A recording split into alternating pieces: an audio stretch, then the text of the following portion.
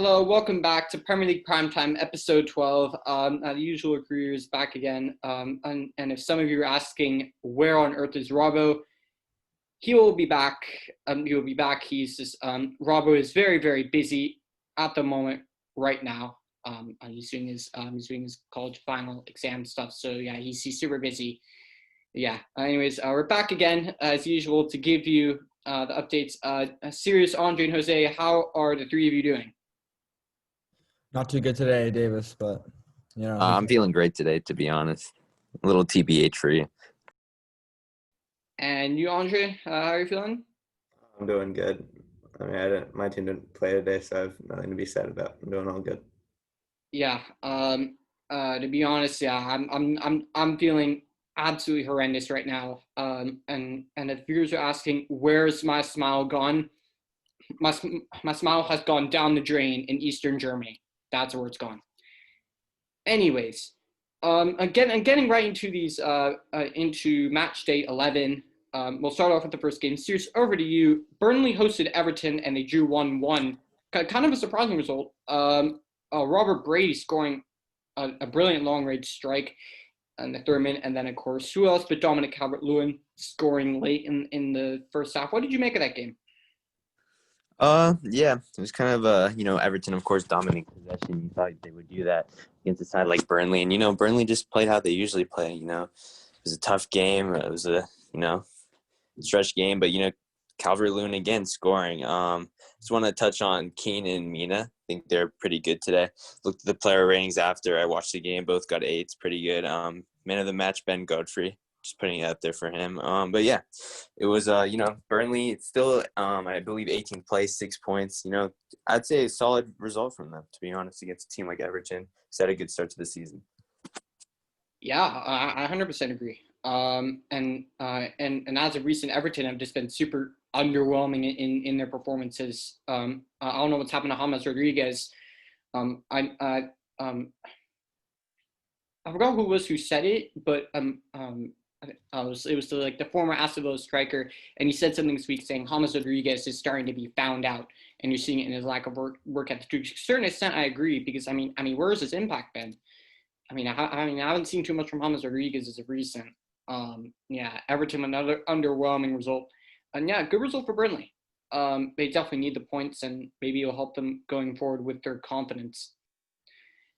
Anyways, going into that next game, and I think any one of us could predict this result going the way it did. Andre, over to you. Manchester City beating Burnley by 2-0. Raheem Sterling opening the scoring in the 5th minute, and Kevin De Bruyne with a penalty later in that first half. What did you make of that game? Something we were all expecting? Yeah, of course. By the way, it's Fulham. You said Burnley by accident, I think. Yeah. It's all over the place right now. Hey, you're good. Understandable. I think Scott Parker is stuck with the changes he's made that have made Fulham a slightly better side, but obviously City was really very easily to break them down through the pace of Sterling and just the quality of that. So comfortable win 2-0. Yeah. Really nothing more to say about that result. It's pretty easy, pretty straightforward. Kind of something we're all expecting. I think the only question we were asking ourselves was, I think the only question we would be asking ourselves is, how many would they score? And it's going to the next game, and this is probably the only thing at the moment that I can smile about. Manchester United at the weekend beating West Ham by 3-1. Thomas Souček opening the scoring in the first half. Another dreadful start by Manchester United, and yet again they come from behind in the second half. Paul Pogba scoring a goal. I definitely love seeing Paul Pogba on the score sheet. I was super happy for him. And then Mason Greenwood and Marcus Rashford scoring as well in that second half. Would you say that was an impressive performance by United in the second half, in contrast to today? I mean, yeah, definitely. It was very much a Jekyll and Hyde, as a lot of people are saying it, performance from Manchester United in this game. In the first half, we were just absolutely dreadful. And in the second half, not even in the second half, in probably the last 30 minutes, when after Martial came off, we basically it just became a really easy game for us, and we were just really easily able to carve them open and score a lot of goals. I think that's definitely down to Bruno Fernandes coming on. He completely changed the game. Got 1 assist, could have gotten another one. Unfortunately, Rashford hit the post. But I think no one can deny right now how important he is to our team. Yeah, he's undeniably important. And also without Bruno Fernandes in today's Champions League Leipzig game, I don't think there'd be anywhere near any chance or hope or dreams of us scoring any goals whatsoever. Yeah. And yeah, I mean, you summed it up perfectly. And this is yet another game where United fall behind and they come back to win. And this has been something we've seen. Now it's West Ham. We saw it with Southampton. Maybe this is going to be a recurring pattern, but who knows? Why is Manchester United such a second half team? According to you guys, what is that? I don't know. I mean, I guess my guess would be that Solskjaer realized that if he loses the game, then his job's going to be on the line. And we all know when all his job's on the line, this Man United team comes out and grinds out the result. So I just think we need to play with the urgency that we do in that situation in every game, at all the time as well, not just at the end of the game. Yeah. And when it comes to talking about Manchester United after what I saw today, I'll say in the nicest way possible, and in the least colorful way possible, it was an absolute shambles. What I saw out on the pitch today. Yeah, that's more or less how I can say it without getting too colorful and too explicit. Anyways, over to you, Cyrus. Chelsea hosted Leeds United, and they won by 3-1. Olivier Giroud again. He's in form. He's red hot in form at the moment. Olivier Giroud. And how many goals is it now? 5 goals in 2 games for Olivier Giroud. Very, very impressive since coming back into the team after being frozen out by Lampard for a long time. Kurt Zouma again scoring another leaping header. Christian Pulisic scoring in the end of the game. But Patrick Bamford was the one who opened up the scoring. At least one positive look at. Good for my fantasy team. Finally, when I actually have Bamford, he's scoring goals. Thank goodness. Cyrus, what did you make of the game? Yeah, good one for Chelsea. I mean, they didn't have much possession, but then again, they had 23 shots on goal, I believe. So, they responded well to conceding early. Kurt Zouma continues to have a great season, as well as Reece James. Good performances from them. Their defense has really been solid this whole season. Mason Mount, great performance. And Timo Werner just clinical, to be honest, with his finishing. But besides that, Christian Pulisic, it's good for him to get back on the score sheet. Was a little rusty, but we saw his class with the goal. So yeah, Timo Werner. I don't know what happened to him this game, but yeah, at least 2 or 3 chances. I don't know how he missed. Shocking to me. Yeah, like Martial versus PSG. Anto's not having a great season at the moment, isn't he? But all I can say is at least we're not 16th in the table. Anyways, yeah. Okay. Anyways, what Cyrus said was, I mean, you summed it up all perfectly. Underwhelming performance from Leeds and Chelsea, again, with the quality that they have and the depth that they have is really impressive. And Giroud, and now, if Giroud just keeps up this form, I think Lampard's going to have a real selection headache. Tammy Abraham, he's not scoring that many goals, but when he comes on, he definitely puts in a job. He puts in a quality shift in terms of just work ethic. Very good off the ball. Olivier Giroud, again, very, has been incredible at the moment. Timo Werner as well. I mean, Chelsea have some good striking options. And if I were Frank Lampard, I'd be having an absolute migraine of who to select up front, because at the moment, for me, it'd be very difficult to pick a front 3 at the moment. Anyways, going into that next game.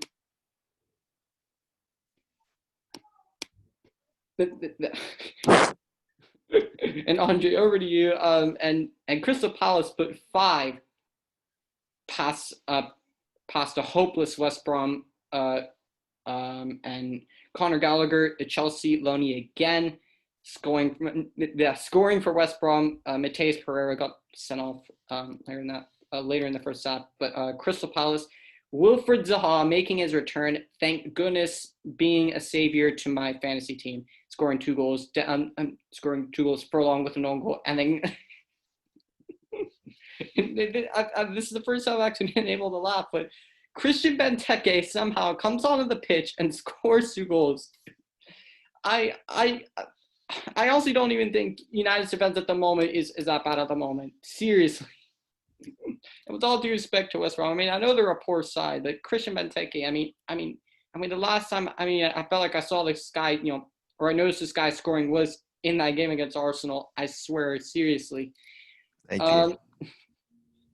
And it's not even banter. It's not even banter. It's felt like that long. Anyways, Andre, what do you make of that performance from Crystal Palace? No, even before you said that, I was literally going to open with West Brom, the new Fulham, because I think they may be. I think since Scott Parker has changed his tactics, Fulham do look a little better, more fluid. Or West Brom, just there were so many issues with this match. Obviously, their discipline, their composure was definitely an issue. They obviously got that red card, but even then, Palace just looked like they were going to smash them. Some really good goals from Zaha, really entertaining top bins goals. But yeah, West Brom really not the side in form at the moment. They're really not looking good. Yeah, and for me, I think if West Brom failed to get any positive result at any point against Newcastle, I think Slaven Bilic is out of a job, in my opinion. I think he's gone. Because, I've heard that, him and the board are clashing over transfers and bringing in players and stuff like that. Yeah, it's really not going great for West Brom, and I think they're just going to go right back where they came from, in my opinion. There just seems to be a lot of tension around the club right now. It's just not good for their results, obviously. No, it isn't. Going into the next game, Jose, over to you. And this was quite a dramatic game. When you look at the ending of it, and Sheffield United hosted Leicester, and Ollie McBurney scoring for Sheffield United. I know it's felt like forever since you've seen anyone score for Sheffield United this season. And then Leicester bounced right back. Iosi Perez back in the starting lineup again, which seems like ages since the last time I've seen this guy in the starting lineup. And then Jamie Vardy scoring in the 90th minute.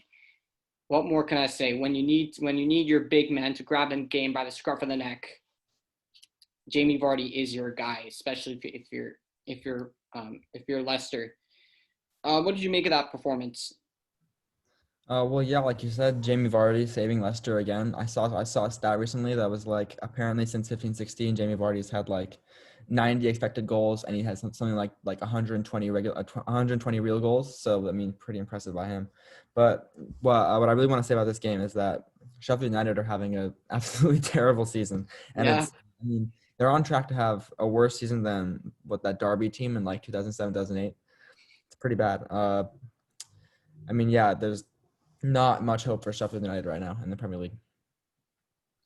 Yeah, it really, really, really, really, really isn't. It's just so disappointing. It's absolutely dreadful for them. And for me, honestly, I think at this point if we keep seeing these results, I think they're just gonna go down. You go from Dean Henderson to Aaron Ramsdale. With all due respect to Aaron Ramsdale, I think he's an okay goalkeeper. I thought he was pretty bang average at Bournemouth. I didn't think he was that great, but a better part of that defense, like Nathan Ake was. And Bournemouth got, what was it, 20 to 23 million pounds for him? That's shocking, in my opinion. Anyways, going into the next game, and finally, we can all hear, all the people who have been anxious to hear, Cyrus, I'm sorry, but at the moment, North London is white. Tottenham, with the Mourinho masterclass, won by 2-0. Kane Son and Harry Kane, both absolutely brilliant goals. I cannot take that away. What did you make that underwhelming performance from Arsenal? And what are your thoughts on Hector Bellerin? Well, just to be honest, it was just completely just utterly shite, if I'm being quite honest. Bellerin, you know, I really, since that injury against, Tottenham, I think that happened like 2 years ago. He's just been underwhelming, to be honest. His crossing, his defending. I really feel like Maitland-Niles or Cedric Suarez should play next game and should start the next couple of games, because I feel like he's just such a defensive liability. I feel like we finally have two solid center backs. I feel like Gabriel's just a complete tank, and Holding's getting there. So yeah, it was just, if Arteta starts Willian one more time, I'm gonna jump off my local bridge, because he is so average. It's really just insane how average he is. He just doesn't do anything all game. Aubameyang looks like he just signed a contract and doesn't want to play anymore. To be fair to Lacazette, he plays with passion. He works hard every time. I want to focus on I always say his name wrong. Højbjerg.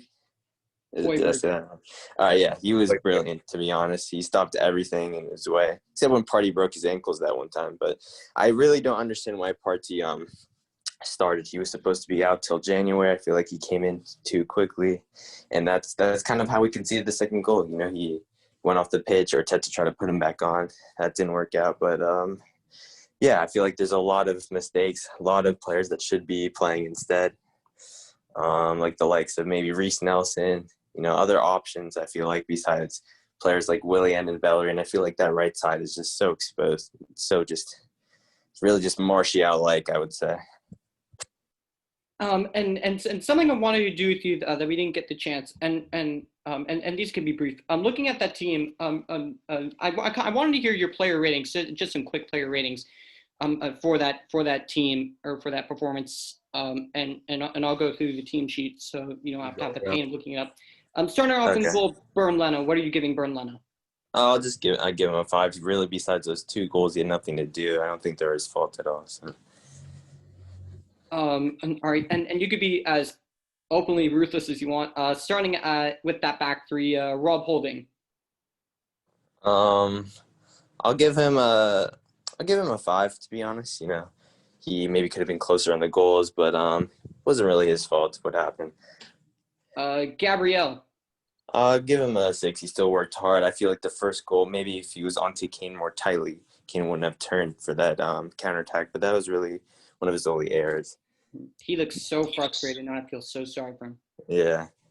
Kieran Tierney. I thought Tierney worked hard. I thought he put in some decent crosses. I'd give him a 6 as well. Arsenal's most valuable and important player, Hector Bellerin. Just like Martial's goal tally, I'll give him a -1. I will take that as a 0. And Saka on that left-hand side. I thought Saka was okay. I give him a 6. Again, worked hard. He tried something at least, unlike half our players.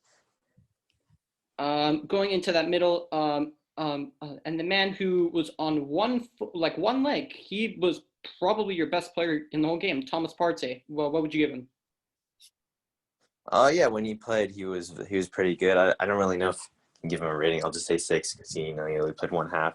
But yeah, he was commanding on the ball, just like as he usually is. You could see, just like what happens when he's not on the pitch with that second goal, what happened. I just feel like he just shouldn't have played, to be honest. I feel like he wasn't ready. Who's Granit Xhaka? Just slow, to be honest. Just slowed down the play. I really like when Ceballos came in. Give Ceballos a 7 if we're going to say that, because he really started the play up again. He made some good passes. I feel like Ceballos deserves to start there. He's our early creative player. But yeah, Xhaka was just slow. Just wasn't good enough, to be honest. Making stupid challenges, complaining after every challenge. So it just was an obvious foul. Yeah, moaning. He was moaning so much. And I think you would agree with DT. And I know you don't like DT for anything, but that Granit Xhaka looked like the Granit Xhaka before Mikel Arteta came in. Yeah, it was disappointing. If we're being fair with him, yeah, he's been actually not that bad this season compared to a lot of people, but that was just not a good performance for an experienced player. Yeah, going into that front three and starting off with the man who I haven't seen since Troop's been with AFTV, Pierre-Emerick Aubameyang. Yeah, just I give him a 4. It's been disappointing. Just really, as I feel like he's just trying to look like he's making an effort every time he goes for a header. It just doesn't look like he wants to score, to be honest. He's For a also player small. as clinical as he was. Sorry, what'd you say? I said, he's also small. Like for Arsenal fans, I know like if there's one thing, like if they're feeling down and seeing a Aubameyang just smiling when he usually does, I know that makes Arsenal fans feel very, very good. But I've noticed like he's also smiling, like he looks almost disinterested. Like and personally, Yeah. if I'm an Arsenal fan, I'm fearing right now that this could turn into another Mesut Ozil all over again. Yeah, really. I kind of I don't know if I can compare him. When I'm not comparing him, but it's kind of like the situation with Barca and Messi. I feel like just looks so disinterested, just doesn't want to play with his teammates. But yeah, Alex Lacazette. I'll give him a 6. You know, he had some shots on target. He was at least trying to do something, track back really well, a lot of good tackles, but just kind of lacking that clinical finishing he once had. So And on the right hand side, Willian. just like the amount of goals Man U conceded today, I'll give him a 3.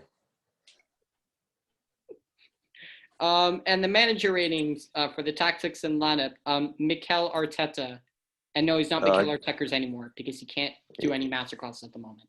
Yeah, I'll give him a 4. I feel like Bellerin's been poor for a while. You can see that goal against Man City. I feel like Maitland-Niles or Cedric Suarez would have been a better shout. I feel like Xhaka was just not needed in a game like this, a fast-paced game. You know they're going to counterattack. Yeah, it just wasn't a good performance overall. I feel like it wasn't a terrible performance like we're making out to be. I feel like, you know, Tottenham really only had 2 chances, but, you know, they're clinical like that. Son and Kane, a great duo. Wish we had a duo like that. But, yeah. Yeah, and yeah, and I agree with you. I think every team in the world would wish that they had a duo like Son and Kane. Yeah, of course, absolutely. They're world class now. I wanted to ask you, Cyrus, you spoke about, Aubameyang it being similar to the Messi situation, but I feel like what percentage of this Arsenal squad do you think genuinely sees their future at the club? If I'm being honest, well, it's tricky, but I'd say about 30%. If I'm being honest, I feel like there's a lot of players that need to go. Obviously, I feel like this is one of the only seasons where it's not it's not really the majority of the defense's fault. I feel like we finally have a center back that knows what he's doing, can, help clear the lineup. I just feel like there's a lot of players who just seem uninterested, and maybe 30% is still a little too low, but definitely some players that need to go. That's for sure. And I know some are going, but yeah. The good thing is a lot of those Debla players' contracts expire at the end of the season. Like I know Mustafi's, the Bosnian Darmian, I guess Socrates, Mesut Ozil's the biggest one. I know Hector Bellerin's isn't expiring anytime soon. He's on. I think he has like another 3 years on his contract, something like that. So yeah. And if Barca still want him, they can have him. I don't think so now because I mean they have Serginho Dest and he's going to lead for them. Anyways, enough said. What? A quick question for Cyrus. Yeah. Yeah, just the big question, Cyrus. Do you think that Arsenal have what it takes to stay up this season? It's a tricky one, Joseph. It's a tricky one. I think unlike Man U and the Champions League, they'll stay up, but it's not going to be pretty. I don't think Europa League's a target right now, but we'll see. Arsenal are going to have to be extremely, extremely crafty if they're going to want to stay up. Yeah, unlike Ole's tactics today. Yep, 100%. Anyways, going to the next game. Enough said about Arsenal. Going to the next game, Liverpool hosted Wolves, and again with both sides having some injury problems. Wolves, in my opinion, the more severe of the injuries, just because Raul Jimenez is so important to that side, and they're missing him. Liverpool ran riot, and they won by 4-0. Mo Salah, Mohamed Salah, Gini Wijnaldum, Joel Matip, and a Nelson Semedo own goal helped propel Liverpool to getting the 4 goals that they needed. Trent Alexander-Arnold returned to the side. And another thing to note, the goalkeeper, what's his name?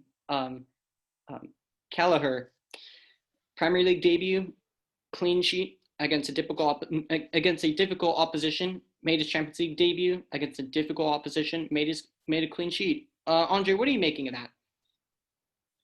Yeah, first full match without Raul Jimenez. Hopefully he gets better. I heard he was discharged from the hospital today, so that's good news. But yeah, I think you could make a case that Liverpool probably miss their fans more than any other PL side. Obviously, they've had to lift the trophy in their stadium without them, and sometimes their motivation to just keep going, the happiness that surrounds Liverpool, I think sometimes was lacking at certain points in during their games this season. But you could just tell the players were so enthused to have the fans back in the cup. I mean, I think that was a huge thing that pushed them this match. Yeah, but they smashed Wolves. Connor Cody had a unfortunately poor game, a rare one. He was absolutely shocking. He was horrible. Yeah, we had a bad game. Happens every once in a while. But Wolves. I remember we kind of shot on them for not investing enough in the transfer window, but I think what we didn't see coming is how well these players Neto and Podence have done in replacing the absences in their squad. I mean, they're really talented players and they're relying them on everything for the attack. And Podence had that one really cheeky shot that Keller ended up getting the better of, but they're just Neto and Podence are really it's just so fun to watch when you see Wolves play. So I would say just keep an eye out for them next time you see Wolves playing. Yeah, what you said, both Daniel Podence and Pedro Neto have been superb. But the problem is, if one of those two gets injured, then you're kind of screwed because you don't have options. And as I did then, I will still criticize Wolves because they didn't do enough in the transfer market. And they needed to sign. I guess they signed up some backup behind Jimenez, but I mean, I haven't seen him start a game once. And they only have three wingers, and they never replaced Diogo Jota, who again just really disappointed me in fantasy. I literally brought him in that week to literally get me some goals, and what happened? Dropped to the bench. Good shit, Jurgen Klopp. Lovely, absolutely lovely. Thank you for that. Brilliant. Gotta love the deduction on my fantasy points on that one. And anyways, going into the last game, Jose, over to you. Brighton hosted Southampton, and Pascal Gross opening the scoring for Brighton with another penalty kick. Yannick Vestergaard off of, if you could guess, you probably could guess it, another top class of James Ward-Prowse set piece, and Danny Ings marking his return, scoring a penalty late in the second half. What did you make of that game? Yeah, it was a tense one. Southampton had to rely on their big hitters, Ward-Prowse and Vestergaard and Danny Ings to get the win on this one. It was actually a really good game. It was very tight. Both teams had pretty much even possession and even shots, but Southampton just got the better of Brighton through a penalty. So pretty good performance from both teams in this game, actually. Yeah, I agree 100%. Yeah, it was definitely a wild game till the very end. And this game is more entertaining than I initially thought. But yeah, another good result for Southampton. Another 3 points. Anyways, let's get right into week 12 or match day 12 predictions. Starting off with Leeds United versus West Ham. Now, knowing David Moyes, he definitely likes to play. He definitely likes to play through the counterattack with that three-at-the-back formation. And we all know, we've all seen Leeds United struggle with it. But seeing the way that they got taken apart in the second half by Manchester United, and I think Leeds can see that West Ham can be got at. And it's a tough one. It's a tough one, isn't it? But I'm gonna go for a draw actually. Andre, what are you saying? Yeah, I think it's gonna be tight. It's a really interesting one because I think they're both good sides right now. But I think I'm gonna give it to West Ham. I think they'll bounce back. Jose, over to you. I'm gonna give this one to Leeds. Yeah, I think they're gonna outplay West Ham in this one. And Cyrus, lastly, over to you.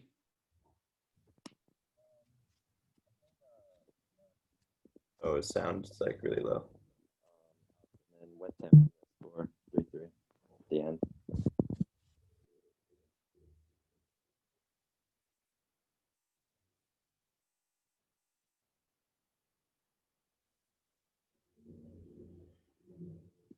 Cyrus has gone MIA like Aubameyang did in the North London Derby. Oh, can you not hear me? Did you not hear what I said? He was talking, but it was like really low. No, I didn't hear what word did he say. Can you hear me now? Yeah. Yes. Oh, so you didn't hear my prediction. Mm-hmm. Well, Okay, my prediction was I predicted that Leeds would be up 3-0 and then West Ham would make a 3-3 comeback because I've seen West Ham do it before. So hey, you never know. It could happen. But if Leeds desire to choke Leeds like Tottenham do, hey, it could very well happen. But as a United fan, I can't say anything about Tottenham right now because Tottenham put 6 goals past us. Yeah. Anyways, going into that next game, Wolves play Aston Villa. And Aston Villa having a week off. And I think Aston Villa are going to take this one. I think with the week's rest, they've had a nice long rest. They didn't play this past weekend, and also I think that's going to serve them very well. And I think they're going to be well ready, and I think they're going to be refreshed. And Robbo's boy Jack Grealish, I think he's going to terrorize Nelson Semedo. And I think Ollie Watkins is going to play a big part in helping supply the goals for Aston Villa. For me, I think Aston Villa is going to get a win here. Andre, you agree? Yeah, I think so. I think you're right. I think they can do it. Jose, what are you saying? I'm gonna go with Wolves for this one. I think that they're gonna be hungry for a win after that loss to Liverpool. And I have a question for you, Davis. Is it Ollie Watkins this week or Patrick Bamford up front?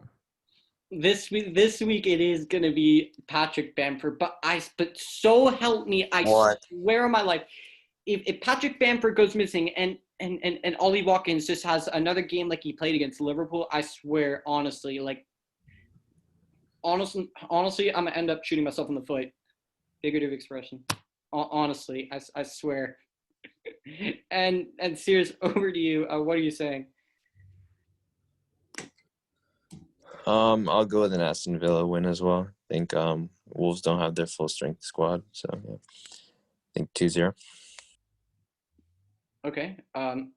Fair enough. And going into the next game, we have Newcastle hosting West Brom, and I think this game is going to seal Slav Bilic's fate, and I think he's going to get the sack 100%, and I think Newcastle will win this game. I think West Brom are just so poor. I mean, internally as a club and their club structure, it's just a shambles at the moment. And I think Newcastle. And as I've said for so long about Newcastle, and I will still say, with Newcastle's they really are a peculiar side. Like one game you'll see them have a brilliant game, and then the next game they'll be a shambles. It's like it's either you get a really good or really bad. Like it's not like you don't see much of an average game from Newcastle. But for me, I think Newcastle will take all 3 points here, 100%. Andre, what are you saying? Yeah. I'm not sure how close the controversy is to Village getting the sack, so I don't know about that. But I haven't kept up with the news. But I think Newcastle can win it. What was Newcastle's last result again?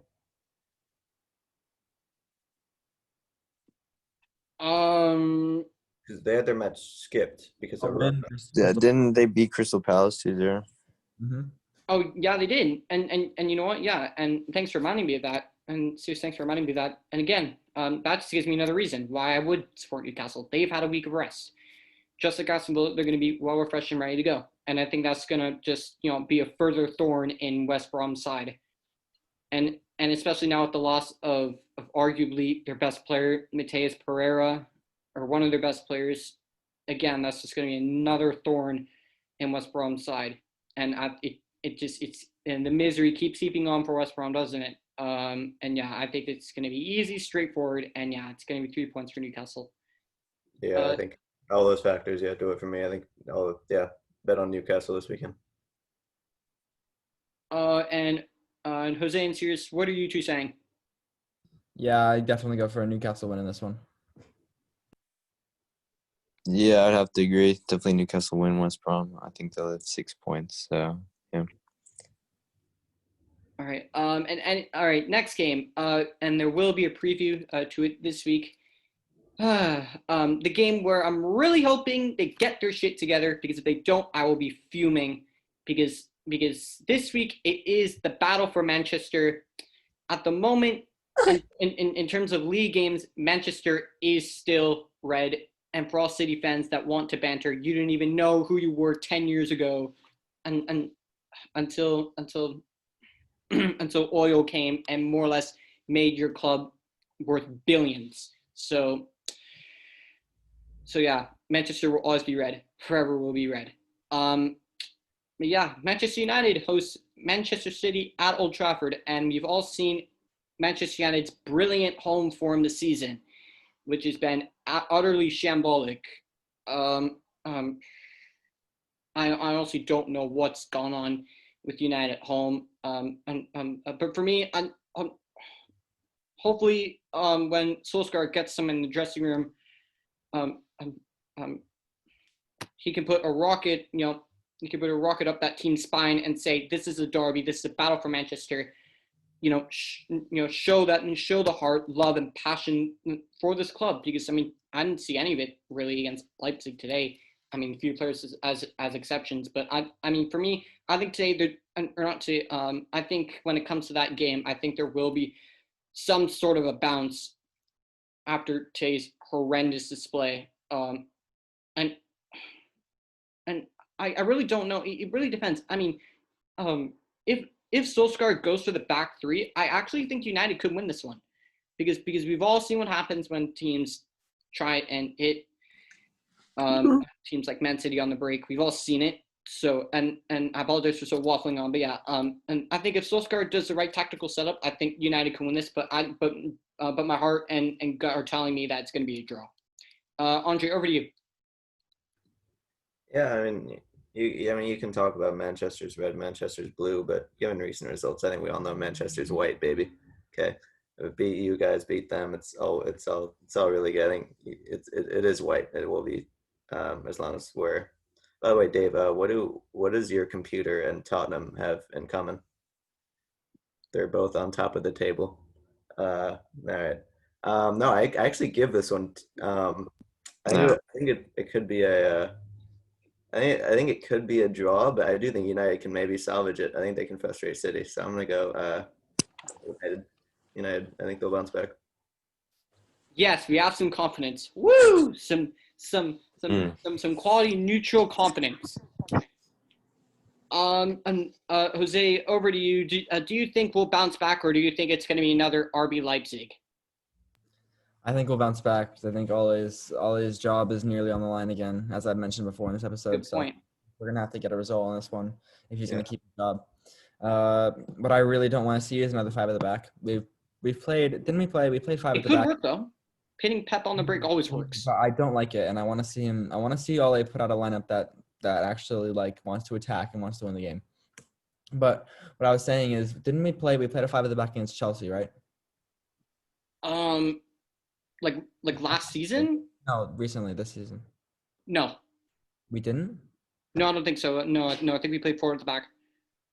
Okay. Well then, anyways, we have a poor record against sides in the top 6 this season. So I'm not too confident about this game, but I think we can get the win just because Ole's job is on the line. So. And Cyrus, over to you. What are you thinking about the Manchester Derby this weekend? I think Manchester's blue, to be honest. Just like North London is red. But yeah, I think Man City. I think we could safely say that Man City will. I think they'll win 3-2. To be honest. Yeah, 3-2, definitely 3-2. Yeah. Okay, fair enough. Yeah, did I mention 3-2? Because I think it's going to be 3-2. Yeah, but and as I was just saying or trying to say, for Man City fans who think they'll win this game, you know what? Fair play to them.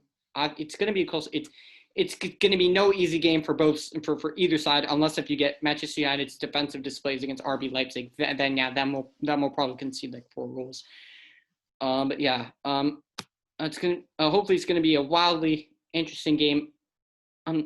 Wildly interesting game, just like that Chelsea Tottenham game. Going into that next game, we have Everton taking on Chelsea, and what more can I say other than Chelsea's gonna go to Goodison Park. They're gonna take the 3 points and they're gonna go. That's all I can say. Andre, over to you. Yeah, Everton haven't been bad, but again, they're no longer the league leaders. So I think I think Chelsea will keep up their good form. Probably another Ben Chilwell masterclass, to be honest. He's gonna just own that flank. But yeah, I give it to Chelsea. Jose, what are you thinking? I give it to Chelsea as well. Chelsea are certainly in form right now, and Everton are not. So I definitely give it to them. And Cyrus, lastly, over to you. Yeah, I have to agree with everyone. I think Chelsea, they're gonna win comfortably. I also think, Giroud's gonna get a couple goals, to be honest, as he's actually a good French striker in the Premier League. So. Going into that next game, Southampton hosts Sheffield United, and when I look at this game, I see a team who's incredibly exciting, has loads of potential to do very well this season, has an exciting manager, an exciting brand of football, and then the other team, a team that's a complete and utter shambles, a team that looks like it's going to go down, and a team that looks like it's just downgraded itself completely in a very crucial department. And yeah, Southampton's just going to get business done, and they're going to take 3 points. Simple as that. Andre, what are you saying? I mean, look, Sheffield United play good football. I keep saying it, but they don't have the individual quality at all. Like, very few players of those are actually Premier League quality players. So I still respect them, but yeah, Southampton. I think they've got to look at this game and say there's no way we can't not drop points against Sheffield if we actually want to just be a threat and be like. I would compare them to like a new Wolves or something. Southampton could potentially finish top half, honestly, if things go their way. So they can challenge, and I think they're going to look at this game and say it has to be a win. So I think they'll come out on top. Yeah, and honestly, for me, Southampton's kind of like my dark horse. Like, I don't think anybody at the beginning of the season would predict that Southampton would do so well. I didn't either. But now I look at it. Southampton's my dark horse for the Premier League this season. I think they're surprising everybody. I think they'll continue to surprise. Jose, what are you thinking for this game? I think definitely an easy Southampton win for this one. Like Andre said, Southampton are definitely going to look at this as a game they can't lose if they want to challenge for a high place this season. So. And Cyrus, Saucy, over to you. I think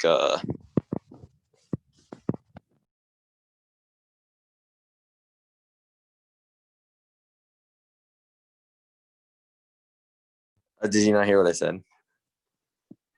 No, you're muted. You're muted. Oh, I'm sorry. Phone's a bit glitchy, but yeah, I said Southampton's gonna win. All right. Yeah, pretty simple, pretty easy, pretty straightforward. Crystal Palace hosts Tottenham. And what more can I say other than Tottenham are just gonna keep going? And I'm fearing, and I'm sure Sirius is fearing the worst. I'm fearing the worst. I'm fearing that Tottenham is going to turn to Liverpool last season, where you just kind of expect, oh shit, it's Tottenham. Oh crap, here comes 3 points dropped. That's I'm fearing. Yeah, Tottenham are just going to go and get business done. Jose Mourinho's second season, we all know what happens with that one. Typically a good season. But yeah, Tottenham are going to get business done. Andre, what are you saying? Yeah, I think it just seems like we're gonna win. I think Kane Son is just gonna absolutely kill it. I think I think Kielman tells you that he always scores against Crystal Palace. He has a pretty good record. So it'll be comfortable, but it won't be easy. That's what I'm going to say. Jose, what are you saying? I agree with Andre again. I think it's gonna be. I think it won't be easy, but I think they'll get the win. Tottenham will win. And Cyrus, lastly, over to you. What are you saying? Yeah, I don't think there's any debate here. Win for Crystal Palace. GG's. All right. And going into the next game, would all of you agree that Liverpool is gonna smash up Fulham on Sunday? Yeah. Yeah, definitely. Andre, what are you saying? Okay, so sorry, I had to do something. What was the match again? Liverpool and Fulham. You think Liverpool's gonna go and take care of business? Why even ask me? Yeah, Liverpool, especially. Yeah, are they? Yeah, it's gotta be Liverpool. As an Ash home and away. Who cares? Yeah, Liverpool. All right, cool. Gotta get best. All right, pretty cool. Pretty cool, simple, straightforward. Second to last game, Right. we have Leicester hosting Brighton. It's gonna be an interesting, isn't it? I think Leicester's gonna after that grinding kind of win against Sheffield United. I think Leicester are gonna take care of Brighton. Simple as that. Andre, what are you saying?